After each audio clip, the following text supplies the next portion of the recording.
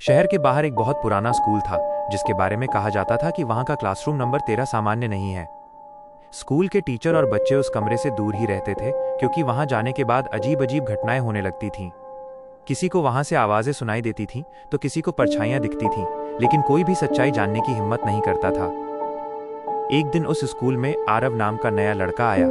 उसे भूत प्रेत की बातों पर बिल्कुल भरोसा नहीं था।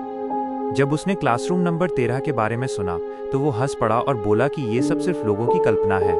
उसके लिए ये सब डर फैलाने वाली झूठी कहानियां थीं। एक शाम स्कूल की छुट्टी हो चुकी थी और सभी बच्चे घर जा चुके थे। तभी आरव को याद आया कि उसकी एक कॉपी क्लासरूम नंबर 13 में रह गई है। थोड़ी हिचकिचाहट के बाद वो उस कमरे की तरफ बढ़ा। जैसे ही वो दरवाजे के पास पहुंचा, दरवाजा अपने आप धीरे से खुल गया और अंदर से ठंडी हवा का झोंका बाहर आया। क्लासरूम के अंदर बहुत अंधेरा था।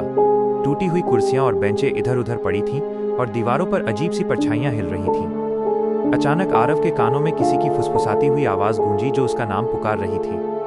आरव डर गया, लेकिन पीछे मुड़कर देखने पर वहां कोई दिखाई नहीं दिया। तभी ब्लैक बोर्ड पर अपने आप सफेद चौक से शब्द लिखने लगे, यहाँ रुकना मना है। आरव कुछ समझ पाता उससे पहले ही क्लासरूम का दरवाजा जोर से बंद हो गया।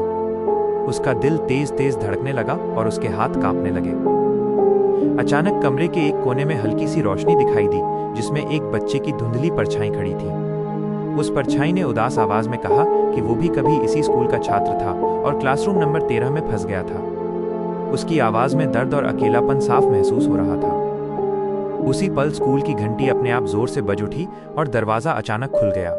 आरव बिना पीछे देखे पूरी ताकत से बाहर की ओर दौड़ पड़ा।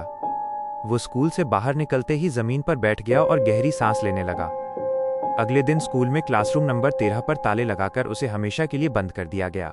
लेकिन कहा जाता है कि रात के समय आज भी उस कमरे से बच्चों की धीमी धीमी आवाजें सुनाई देती हैं, जैसे कोई अब भी वहां से बाहर निकलने की कोशिश कर रहा हो।